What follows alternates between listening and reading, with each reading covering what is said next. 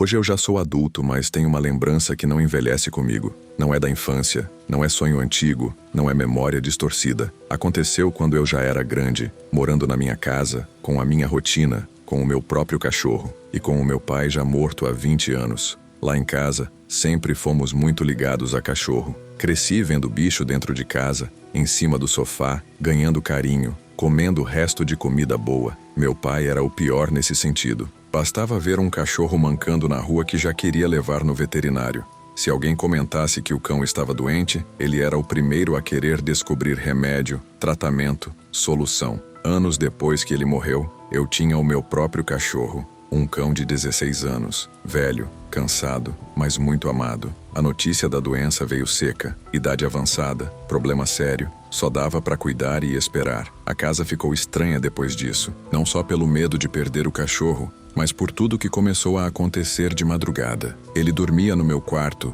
num canto perto do pé da cama, num lugar que eu não enxergava direito se ficasse deitado. Depois do diagnóstico, ele começou a latir no meio da noite. Latidos curtos, nervosos, sempre voltados para o mesmo canto do quarto. Eu levantava, acendia a luz, olhava em volta. Nada. Só ele, com o olhar fixo em algum ponto atrás de mim. Todo mundo dizia que era coisa da cabeça dele. Que cachorro velho se confunde, late pro nada, reage à própria fraqueza. Eu tentava acreditar, até a madrugada em que ele não latiu. E foi justamente no silêncio que meu pai apareceu no meu quarto de novo. Meu quarto, naquela época, era simples. Cama de casal encostada na parede, criado mudo de um lado, guarda-roupa do outro, e uma janela pequena que deixava entrar só uma luz fraca da rua. No canto, perto do pé da cama, ficava o espaço do meu cachorro. Um colchão baixo, uma coberta velha que ele adorava e os potinhos de água e ração. Depois que ele adoeceu, a rotina mudou.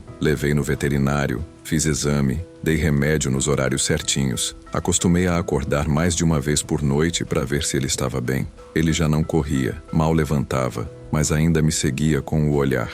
E era esse olhar que começou a me incomodar. As primeiras noites de latido estranho foram mais irritantes do que assustadoras. Ele latia, eu levantava, acendia a luz, falava com ele, fazia carinho, esperava acalmar, apagava tudo e deitava. Só que conforme o tempo foi passando, percebi que ele não latia para qualquer lado, era sempre para o mesmo ponto. Sempre na mesma direção, sempre olhando para um lugar onde para mim não tinha nada. Minha família, quando eu comentava, dizia que era coisa da idade. Ele está velho, confuso, é da doença, não liga. Eu tentava aceitar, mas comecei a reparar no jeito que o ambiente mudava durante esses episódios. O quarto ficava um pouco mais frio, o ar parecia parado. Às vezes eu sentia um incômodo no fundo da barriga, como se tivesse alguém ali comigo, além do cachorro. Se você está ouvindo essa história, comenta seu país e sua cidade, porque naquela época eu ainda não entendia. Só sabia que algo entrava no quarto de madrugada e que na última noite eu descobri quem era. Quando o veterinário deu o diagnóstico, eu já imaginava que não seria coisa simples. Cachorro com 16 anos não tem muita margem para milagre. Ele explicou com calma, me mostrou o exame, falou dos medicamentos, do controle de dor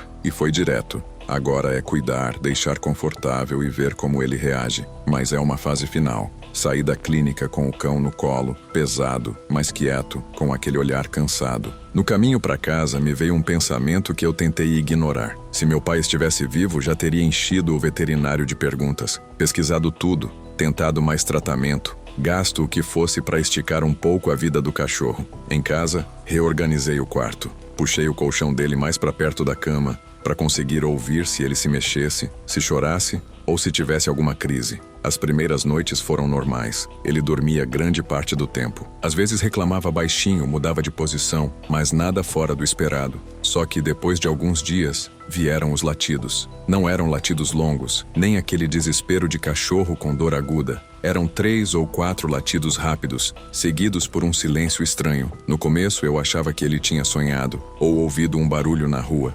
Levantava, acendia a luz, olhava pela janela, olhava para o corredor. Nada. O detalhe que começou a me incomodar foi a direção do olhar.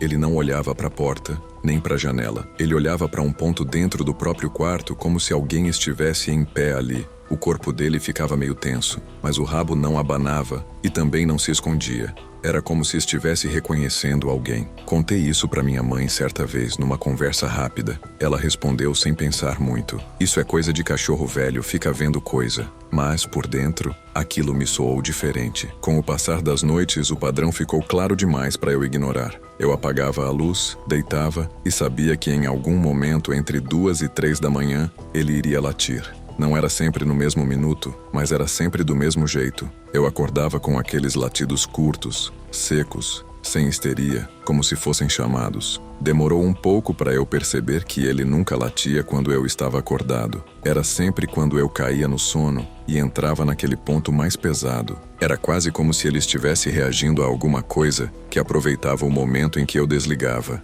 Da minha posição na cama, eu não via direito o canto onde ele dormia. Precisava sentar ou levantar para enxergar. E sempre que eu levantava, o cenário era igual. Quarto escuro, silêncio pesado e ele parado, encarando o mesmo ponto. Às vezes eu chamava pelo nome dele e ele virava a cabeça, me olhava rápido como se tivesse sido interrompido em algo importante e depois voltava a olhar para o mesmo lugar. Comecei a falar sozinho. Não tem nada aqui, cara. É só a gente. Mas no fundo, eu sentia que não era bem assim. Teve uma noite em que decidi não acender a luz de imediato. Sentei na cama, no escuro mesmo, tentando ver se alguma coisa se mexia. Os latidos pararam, mas o cachorro permanecia em alerta, olhando fixo, respirando fundo, como se estivesse sentindo o cheiro de alguém muito conhecido. O ar mudou, ficou um pouco mais frio.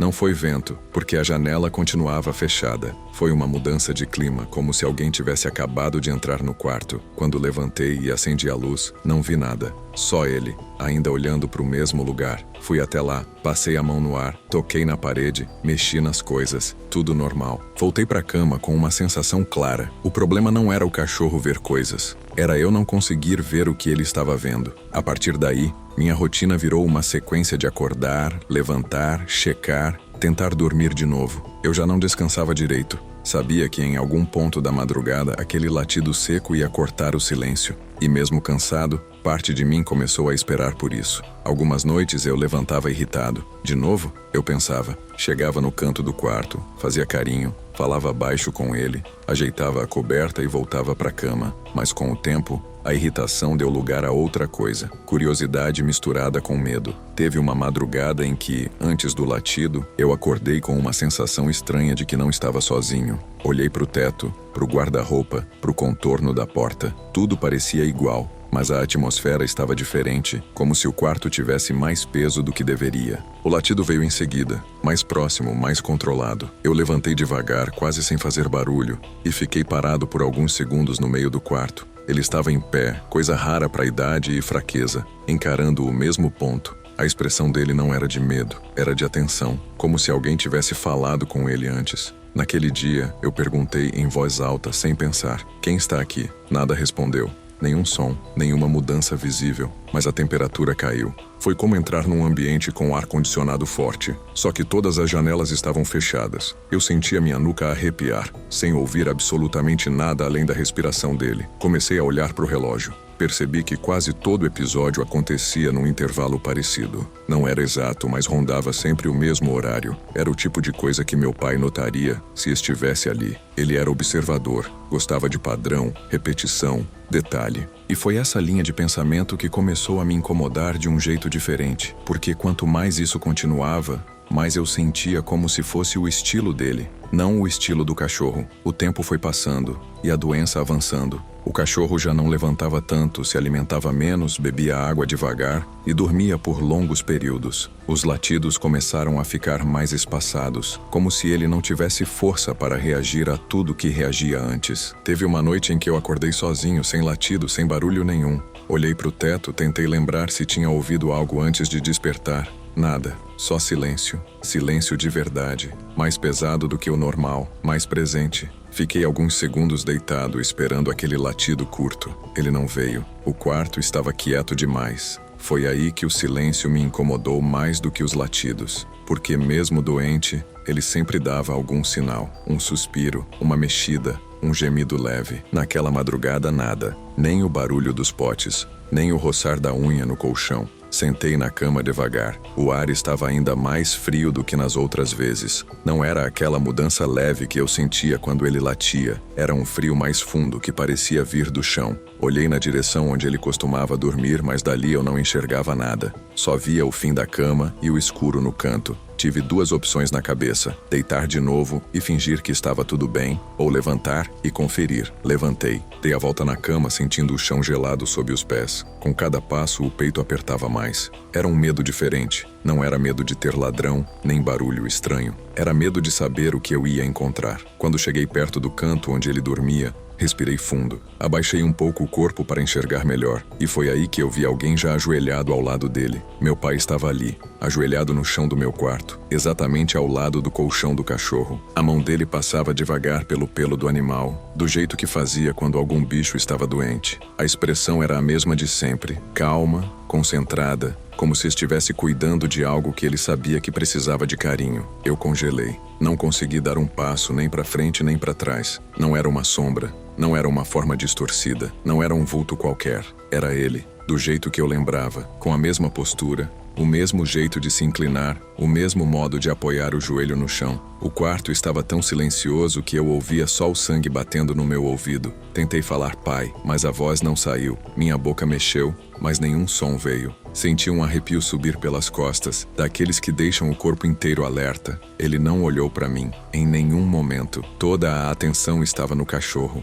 A mão dele continuava fazendo carinho, passando devagar pela cabeça, pelo pescoço, pelo corpo frágil do animal. Não parecia assustado, não parecia triste, parecia cumprindo algo que sempre fez a vida inteira: tentar cuidar do bicho que estava sofrendo. Dei um passo à frente. Foi o suficiente. No instante em que me movi, ele desapareceu. Não houve fumaça, não houve luz, não houve barulho. Simplesmente não estava mais lá. Corri até o colchão do cachorro, ajoelhei no lugar onde ele estava, toquei no animal. O corpo estava quieto demais, sem movimento, sem respiração, sem reação. Foi ali, naquele canto de quarto de madrugada, que eu entendi duas coisas ao mesmo tempo. Meu cachorro tinha morrido em silêncio, e de algum jeito que eu não consigo explicar, meu pai tinha vindo buscá-lo. Depois daquela madrugada, nada mais aconteceu no quarto. Não teve latido, não teve frio estranho, não teve movimento de ar fora do normal. O canto onde o cachorro dormia ficou vazio, e por um tempo eu evitei deixar qualquer coisa ali.